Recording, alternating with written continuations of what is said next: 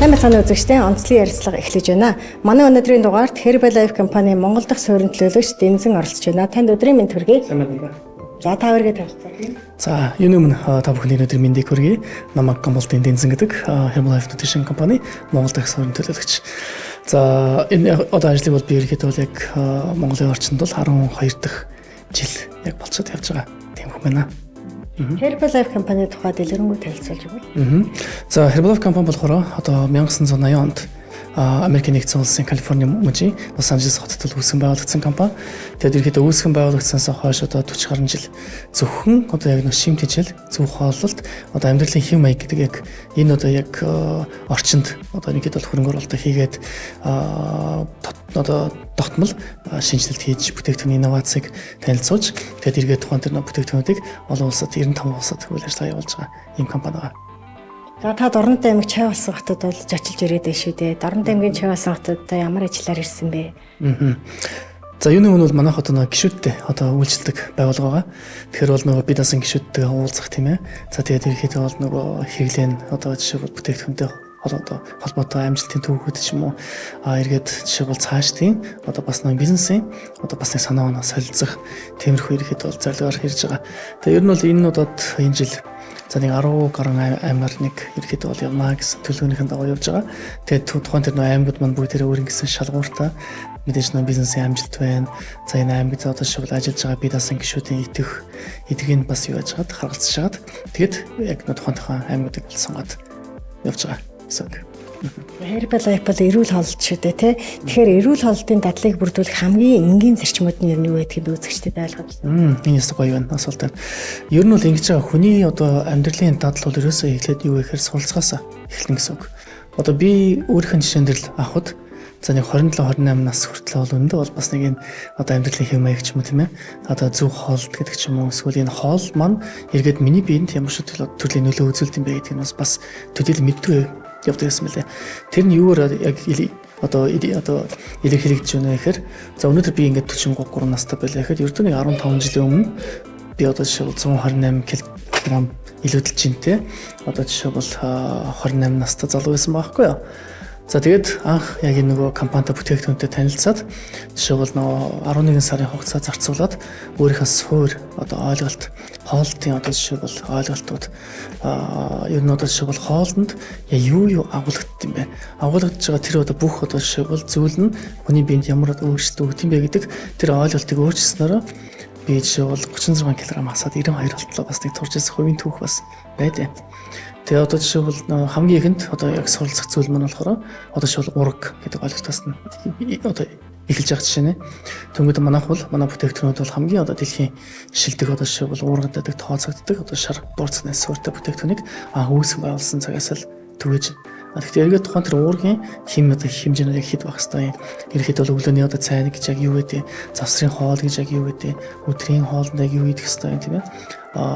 За тэгээд өдрийн хоолд, оройн хоолны завсрын бас ихэд хоол орой яах вэ гэд үндсэн одоо нэг амьдралд одоо жишээ бол бага юм байдал маань байгаа.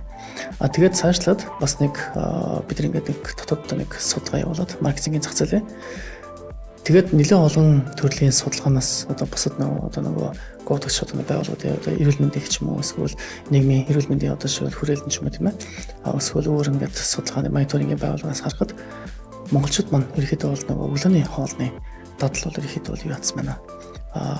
Солирцсан байна гэдэг нэг тиймэрхүү тайлбар бол гарч ирээд тэгээд бид нар дотооддоо ерөөхдөө сайхан өдрийг одоо сайн өглөөний цанаас эхэлье гэдэг уриатгаар соно юу асан нөгөө аян ихлүүлсэн чинь тэр аян маань өөрөө бүр манай одоо компани манай бид асан гишүүдээс бүр халиад зах зээл рүү өөрөө бас нэлээд нөгөө хүчтэй бас нэг нөлөө үзүүлэх тиймэрхүү хэмжээнд очиод тэгээд тэрийг ерөөхдөө бол за тэгвэл орон нутагт бас хүмүүсийн бас одоо шил өглөөний цайных нь байдал нь юу болж байна вэ гэдг нь бас нэг бас өөрөө ийшээ эренгээ бас нэг үзье гэж бас нэг бодсон байгаа.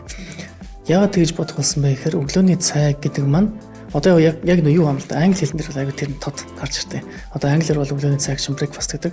Тэгмээд breakfast нь хоёр үгний бүтцтэй байгаа. Break буюу нэг зүйлийг одоо ерөөхдөө бол өөрчлөх, fast болохоор мацаг гэж байгаа байхгүй юу. Тэгэхээр нөө юу гэхээр хүн одоо шөнө 8 цаг 8 9 цаг одоо нойроо аваад сэрсний дараа ер нь бол бичил хэмжээний мацаг барьсан байдаг. Тэгэхээр өглөөний цайн хэрхэн одоо шил хүн өдөр тутмын өөрийнхөө тэр мацгаа тайлдаг вэ гэдгээс нь гараа нь эхэлж байгаа гэсэн үг.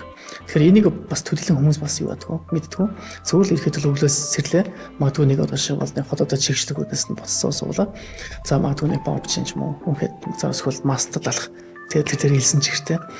Энэ ирэхэд бол хамгийн нөгөө түгээмэл дадлаа байдсан. Тэгэхээр одоо бол энэ өнөөдөр нийгэмд бол тэр үл одоо бас нэг өөр биш болчиход байна тийм ээ. Цаг үеийн ч бас өөр.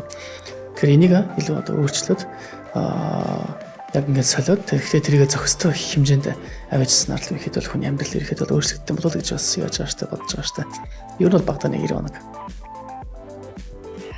Herbalife компани бүтээгдэхүүн зөвхөн хэрэглэх биш, гишүүн болоод илүү ашиг олох боломжтой, орлого олох боломжтой юм байна. Тий. Одоо манайх бол ингээд нэг гишүүдтэй үйлчлдэг байгууллага гэдэг тэр яасан штэ. Хэлсэн штэ. Манай одоо шил гишүүд маань ерөөхдөө бол өөрсдөж бас одоо хэрэглэгч боднод болж ирсэн хүмүүс байгаа. Өөрсдөө үр дүнгээ бас үзээд тэгээд тэндээс эргээд өөрийнхөө үр дүн дээрээс суурлаад бусад хүмүүст туслая гэдэг одоо шиг бол нэг үндсэн одоо хандлагаас нь чиг хандлагаас нь эхлээд тэндээс одоо шиг бүтээгдэхүүнээ Herbalife компанида гэрээ байгуулсны үндсэн дээр хямралтаар гаргана. Тэгээд тэр нөх хямрал нь өөрөө бас тодорхой хэмжээний шаталтай. Тэгээд тухайн тэр одоо шатлан заа 25 35 42 50 гэдэг байдлаар ирэхэд бол олгодно. Тэгээд тэндээс одоо зөрүү жижигхэн ашиг гарч иж байгаа гэсэн үг. Тэгээд өөрийнх нь тэр нөө бизнес нь бас нөгөө боломжийн зөвхөн одоо монголоор явахгүй, тогтохгүй олон улсын хэмжээнд ч бас ирэхэд бол төгөлтэй байдлаар ажиллаж болно. Тэгэхээр тэнцэнээс өөрийн гэсэн одоо нөгөө хамтран ажиллагчтай ингээд бий болохоор тэнцэнээс одоо шууд одоо хамт олонны урамшуул маягийн бас нэг мөнгөний яаж ирж байгаа бодож байна. Тэгэхээр энэ маань өөрөө бас бидний одоо хэлж байгаа бизнес боломж гэдэг зүйл нь болж байгаа гэсэн үг. Ерөөсөө айгүй ингийн өөрөө яг хэрэглэл үр дүнгээ үзэх. За өөрийнхөө үр дүнгээ ирэхэд бусд бол ярьж өгнө. Тэгээд эргээд болно би нөгөө брендэд ирэхэд бол ингээд үнж байдгаа гэдгээ илэрхийлэх таныг тэмдэгтэй байхад л нэгээс нь таны ингээд маркетинг нь л эхэлнэ гэсэн үг болно гэсэн үг. За онцлог ярилцлагын энэ удаагийн туслаар Herbalife компани Монгол дахь суурин төлөөс Дэнзэн орслоо. Танд баярлалаа.